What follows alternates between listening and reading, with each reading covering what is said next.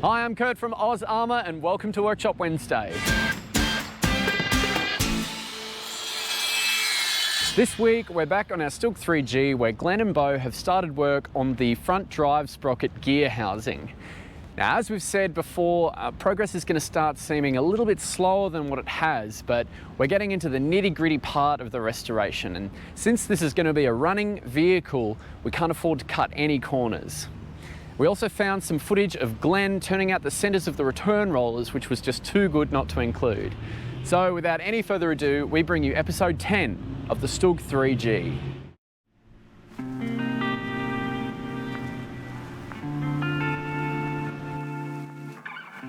We've had a lot of questions as to why we didn't have these wheels cast. Well, that was our initial plan, but the foundry in our region was unable to make items this large. The foundry we did find was a long way down south, and it gave us a quote which was prohibitively expensive. The lead time was also several months. So fabricating turned out to be cheaper and faster. And as an added bonus, fabricated parts generally result in better quality and strength.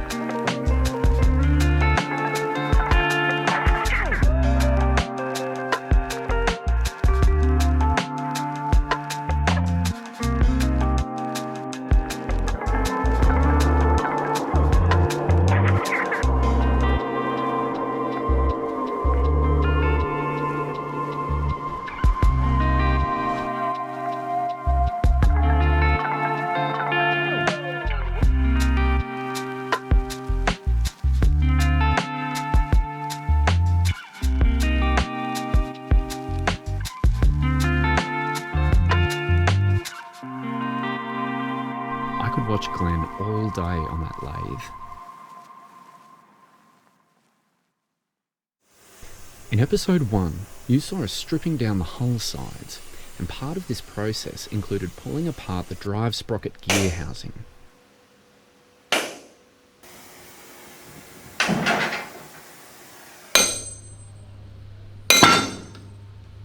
These parts have been sitting under a bench since September last year, and now it's their time to shine.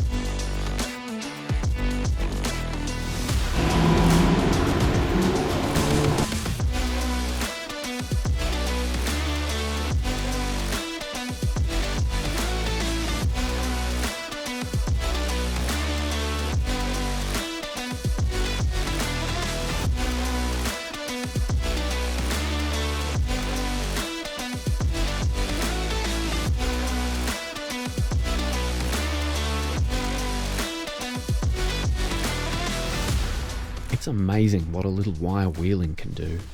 Now Bo is going to test fit everything back together. With all of our running vehicles, we like to keep them running, so we don't use original bearings that come with it, even if they are in pretty good condition. That's more for static vehicles. So because it's going to be a running vehicle, we want to use brand new stuff that we know is going to last, good quality stuff. So we get new bearings, we get new circlips and seals and all of that sort of stuff. Inside here, first thing we're going to be doing is putting our circlip in here, and the bearing goes on top of it.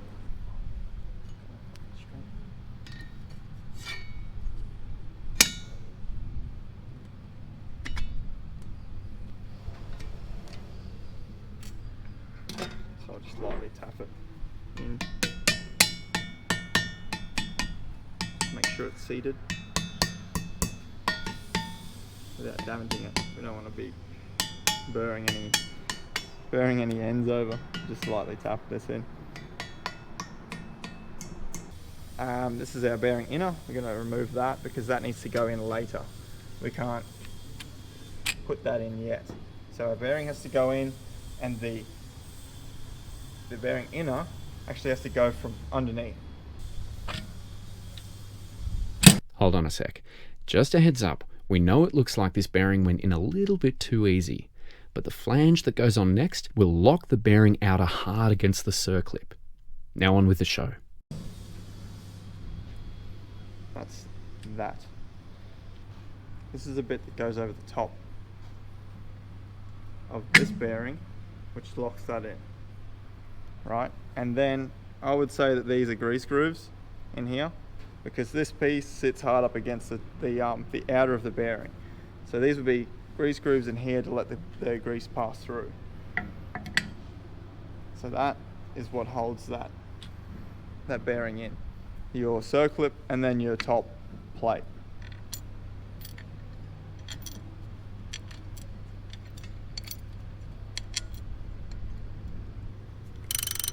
That's fine.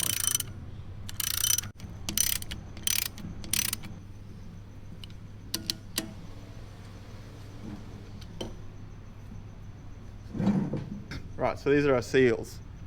That'll be there to protect the bearings and the grease and everything from, you know, getting watered down or getting anything in the bearing itself and then ruining it. Yeah, these took a month or so, I think, maybe even a little bit more. They didn't actually have any of these just on the shelf, and you can't just go and buy them, so they had to get them specifically made. There's two seals that go in here. One is upside down with the high point of the wiper facing the bottom. They're a bit tricky to get in because they're actually like a nylon sort of a material. The original ones were tin. Tin?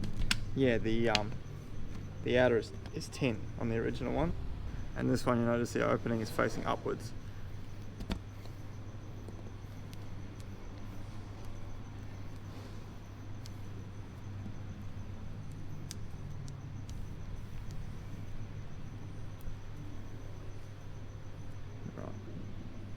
The spring is there to keep tension on the seal onto the shaft that it's running on to stop anything getting through. And then when you fill this with grease, it will actually push that rubber out even more. So it would be even tighter on the shaft again. This has actually got a number on it stamped onto it. So you could probably just take this into a bearing shop and they will be able to source you this exact part.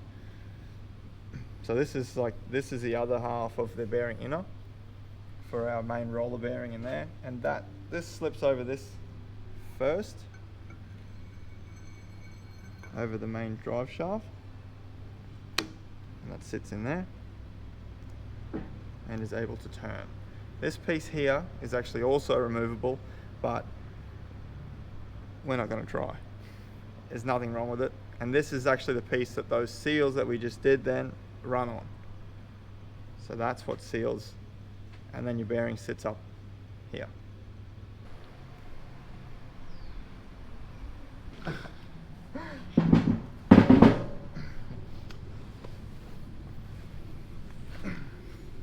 So this gear's going to go in under.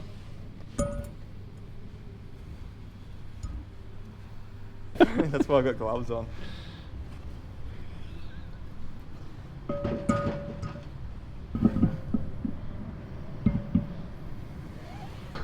I didn't put the bearing in it.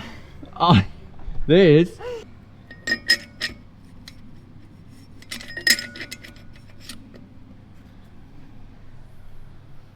All right. Done now? Now we're ready. Yeah,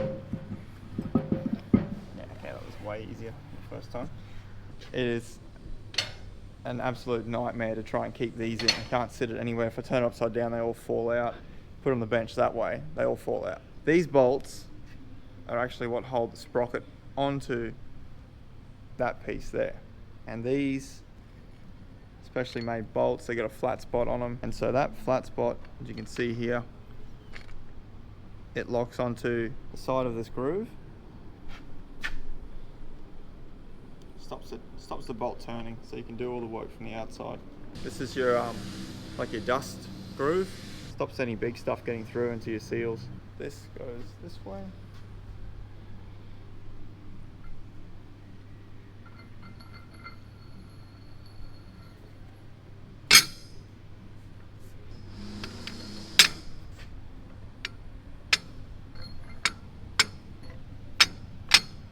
And they're all original bolts. They're all salvageable bolts though. So everything here is original except for seals and bearings. Everything else is completely original.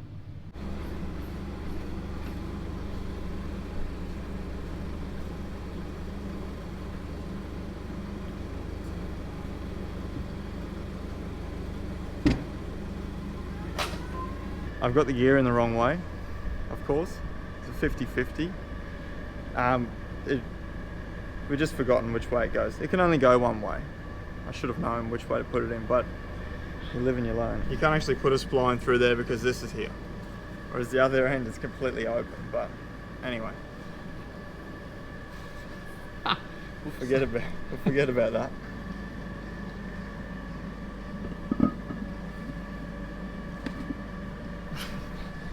My glove's stuck. Oh my God!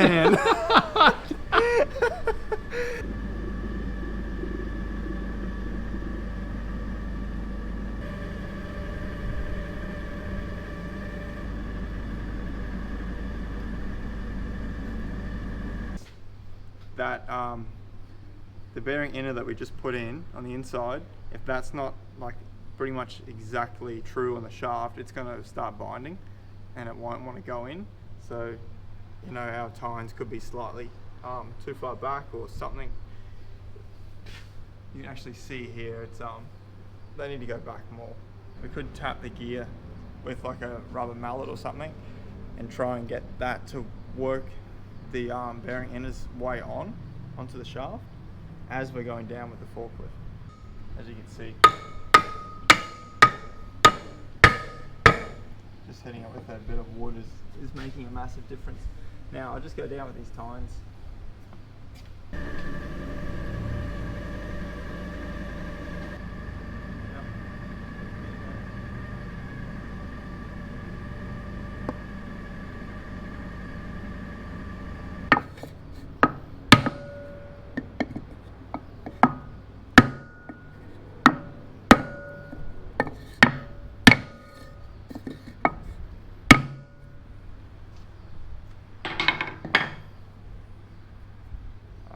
I think that should be all right. Are you ready?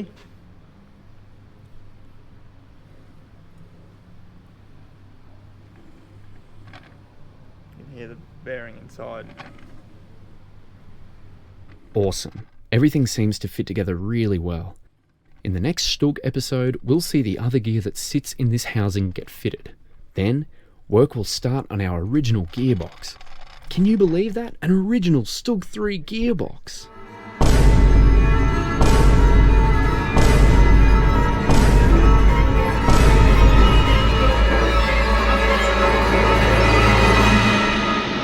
A bit of oil, should be fine. Yeah, I think it's going to take a little bit more than that. Thank you so much for joining us today. We really hope you enjoyed this week's episode. This weekend, the Australian Armour and Artillery Museum is hosting a bolt-action wargaming tournament. So next Wednesday's video is going to feature something a little bit different to usual. So until then, I'm Kurt from Oz Armour, and I'll see you on the next one.